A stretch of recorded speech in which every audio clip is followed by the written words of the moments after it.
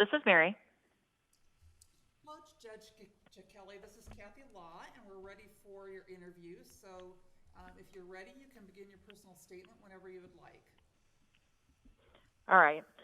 Thank you. And I'm having a little bit of difficulty hearing, but I'm going to press forward, and we'll do the best with the audio that we can. First of all, good afternoon. And I do first wish to thank all of you for your service on this commission. And thank you also very much for accommodating me with this telephonic interview. It really means quite a lot to me, as my husband and daughters and I haven't really been able to be together since my dad's passing away. And so I'm truly grateful for that. I'm also very grateful for all of your ongoing service on this commission and your continuing dedication to Iowa's judiciary. And it's really been a pleasure for me to connect with so many of you during the course of this process. It's been now about 8.5 years since I joined the district court bench, and in this role, I'm sworn to serve the people of our state and strive to preserve the principles of justice and the rule of law. I believe this deeply rooted notion of service and adherence to these principles is fundamentally important in building the confidence and the trust of our public in a judiciary that Iowans can count on when they bring disputes or have been wronged by others. I'm here today because I continue to believe that as a prerequisite to building a strong and impartial judiciary, it is imperative that well-qualified and worthy candidates, especially with an eye toward public service, step forward for consideration for roles on our appellate courts. And to that end, I'm also here because I believe that I am uniquely qualified to serve on the Iowa Court of Appeals. My lengthy and significant district court experience in managing heavy and varied dockets, my commitment to public service, strong work ethic, and excellence of character and action underscore my preparedness for this role. In my 8.5 years on the bench, I've developed a great depth and breadth of experience in handling cases involving family law, criminal law, post-conviction relief, and probate, as well as other civil matters, including tax appeals, contract disputes, medical malpractice, and personal injury actions, and so on. My dockets are always varied, and they rotate monthly.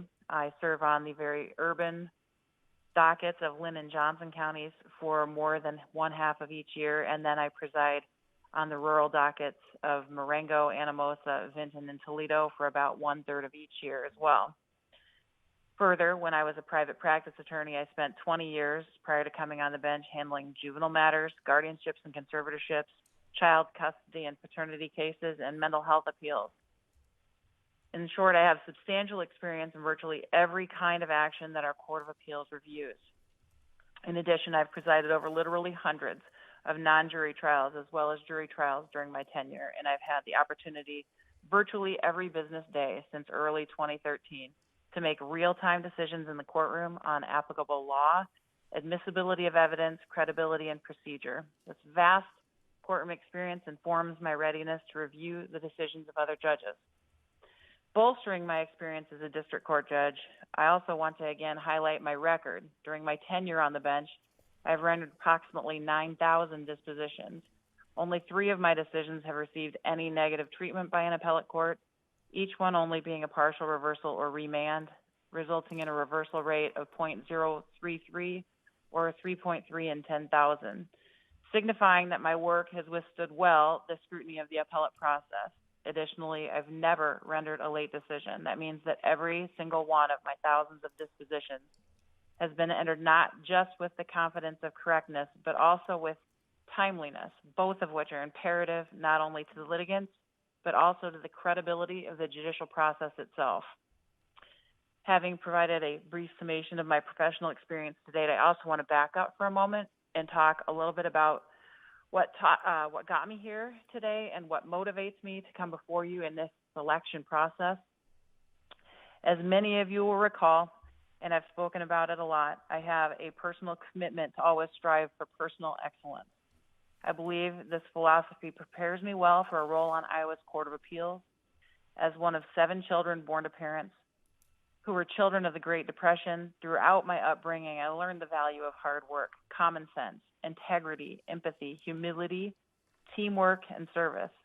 My parents modeled these virtues daily in our home, and those, along with a strong sense of faith and servitude, were passed down to me and to all of my brothers and sisters.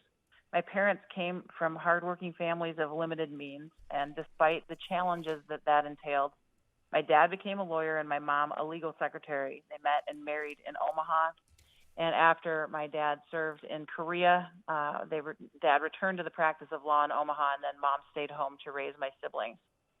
In 1966, my parents brought the family to eastern Iowa, and I was born in Cedar Rapids a year later.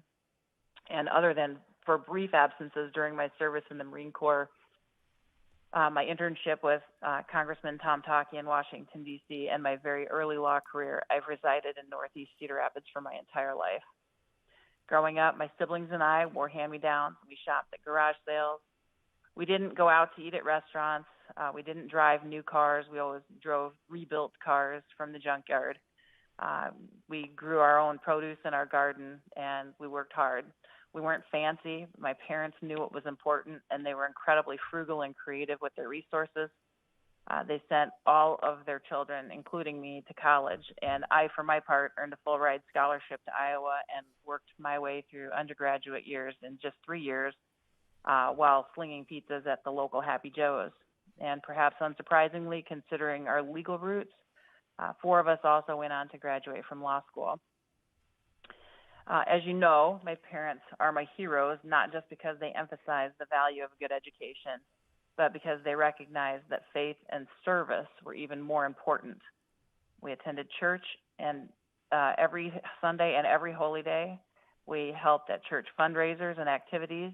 Our parents showed us how to be generous of our time and talent with others less fortunate. They role modeled that for us daily, and giving back to their community, the local soup kitchen, their service on many boards and commissions in the church and in our community. We were all taught to work hard and to serve.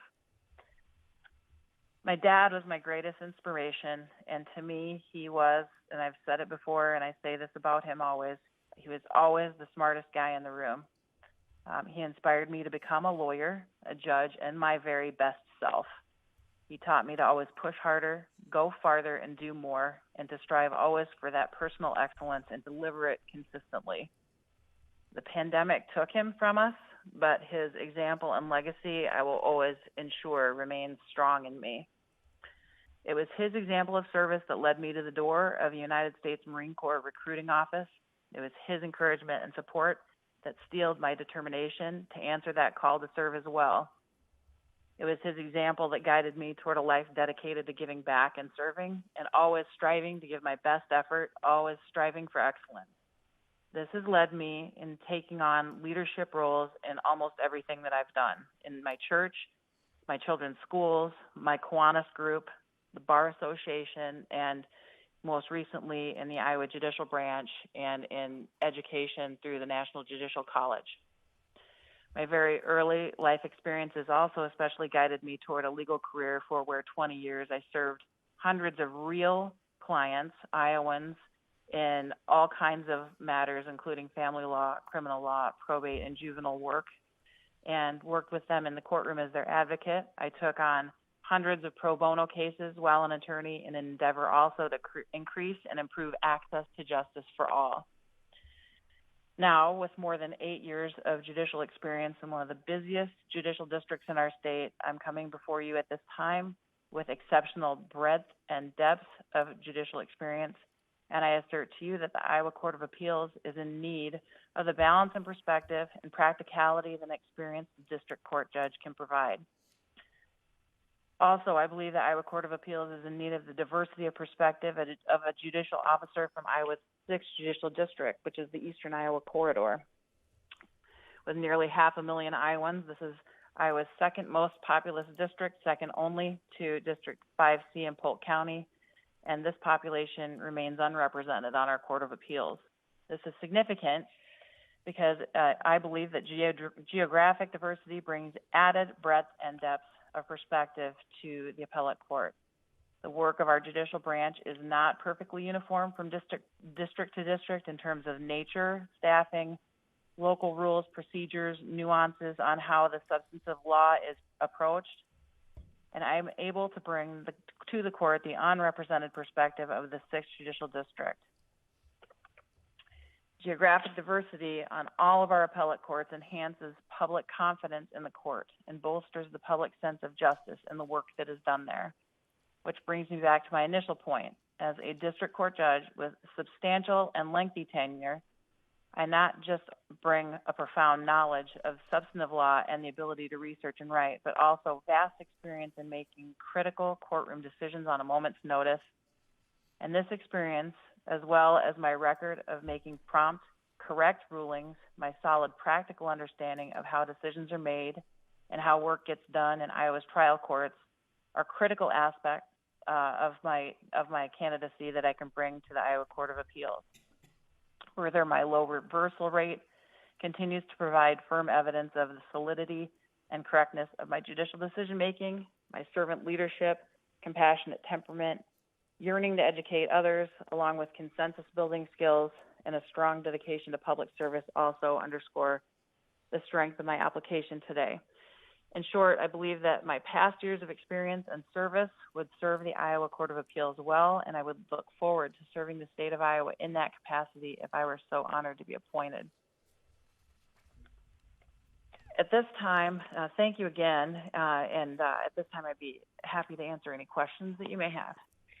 Commissioner Gray, would you like to start? I would.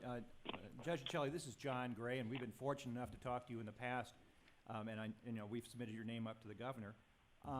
But we haven't talked to you since COVID started. Can you tell us what lessons you might have learned during the COVID period that you might be able to apply to being a Court of Appeals judge? I think that one of the most important takeaways that I could point to with the experience of COVID now, I'm hoping it's mostly behind us, but the work of our court is we've had the benefit of having a lot of technology available to us, and that's been wonderful. I think that technology brings the court closer to the people just by means of video, by means of audio, and we have a lot more built in that we can get the courts, give the people more access to the courts in that manner.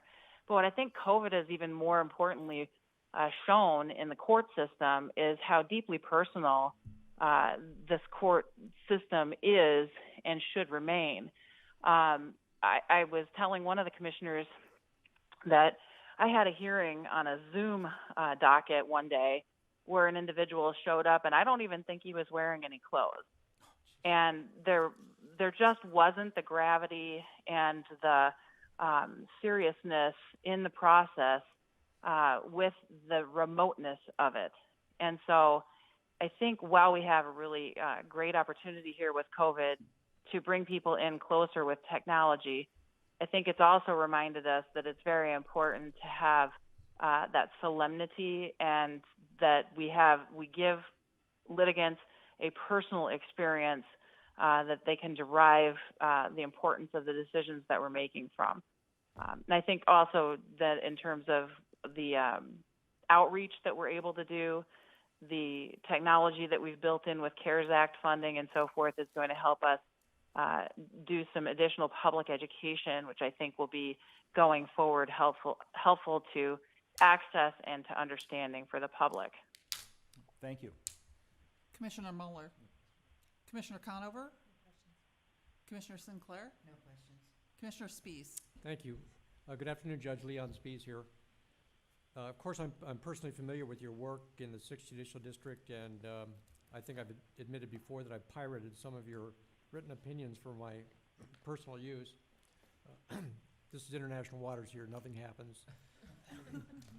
Judge, I know you've worked extremely hard as a district court judge.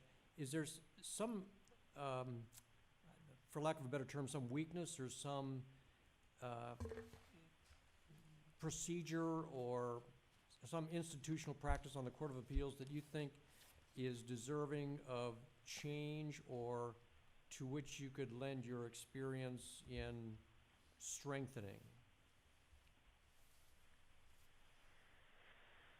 So I guess that what I would say is I don't really view it so much as a weakness because I think that we have a very strong Court of Appeals, and I think it's bolstered by the fact that you've got a good deal of diversity to start with there in terms of gender diversity, in terms of diversity of where the judges have come from and where they've practiced. I think that it's always a good idea if you're reviewing decisions of judges at the district court level to have a really strong presence of a great deal of experience at the trial court level. And so I'm not necessarily saying that they have a weakness there, but I think that that's something that I could definitely bring a strength to bolster, and that is that the decisions that they're reviewing are really the decisions that I make and that my colleagues at my level of the courts make. And I think that that would be important to continue to have a strong presence of on that court. Yeah, and I think that so much of the work of an appellate court is gauging abuse of discretion, and having exercised it, I guess you know it when you see it. Absolutely.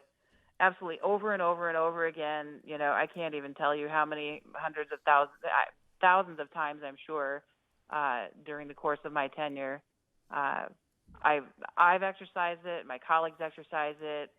We talk to each other, and it's absolutely something that I think is critical skill to have on our appellate courts. Thank you. Commissioner Hoiting? I have no questions, Judge. I hope you're enjoying your trip. Commissioner Bevel? Thank you. Commissioner Bevel? Commissioner Spees' follow-up stole my question. None. Commissioner Valentine? No questions. Commissioner Hanson? No questions. Commissioner Goodman? Judge Chicchelly, can you hear me all right? I can. Thank you. And thank you for taking time to visit with us. Your 9,000 dispositions with only 3 reversals is very impressive. Congratulations on that. Thank you. I want to ask you a question about geography, which you raised. I've asked other judges and folks about this. I struggle with, I think it's important, but I struggle with how we measure it. That is that a population? Is it a place? Meaning, do we need to look at the map and make sure there are push pins in the map all over the state? If we look at the judges that are on the court now, we've got 4 from Des Moines, 1 from Waterloo, 1 from Washington, 1 from Marshalltown, 1 from Fort Dodge. Those are fairly large population areas, and then 1 from Schelsvig. So what I'd like to know is, if diversity is important, is it important to have judges from small towns and big towns, or is it where they come from around the state? Is it a combination of both? So I think that, well, first of all, let me be very clear. I am not here to say that geographic diversity is the primary importance in the selection that the commission is making. I think it's a component. I think that the most key ingredient is the quality of the candidate. And so I want to be very clear about that. But in addition to that, I believe geographic diversity is sort of a combination in terms of importance. I think it's not just a push pin in a location, although I think that's helpful, because I can tell you that the work of the 6th Judicial District and how we approach things and how we get work done is different than the 5th, the 7th, the 1st. And I have colleagues in each of those, and we talk, fairly consistently with each other. How are you guys doing mediation, or how are you guys handling family law cases and pretrials and so forth? I know, for instance, that the 3rd District has 1 case, 1 judge for family law cases. There's no way we can do that in the 6th Judicial District with the amount of work that we push through there. And so I think that how we approach things, what our local rules are, how traffic stops get made, and how evidence is seized and so forth, this happens a little differently everywhere. So I think a push pin is part of it. But I think that rural-urban balance is also a key. And the nice thing about the 6th Judicial District is we have very urban dockets in Iowa City and Cedar Rapids. We also have very, very rural dockets out in Marengo and up in Anamosa and out in Tama. And so I think that all of those add some nuance, add some depth and breadth that are important to what an individual can bring, and I have the ability to bring that to the Court of Appeals. Thank you very much. Well, thank you, Judge Chicchelly. Our time is up, and have a safe trip back to Iowa. Thank you so much again for accommodating me in this manner, and I wish you all well, and thank you so much for your time today. Thank you. That concludes our public interviews for today, and the commission will meet down in room 165 to deliberate shortly.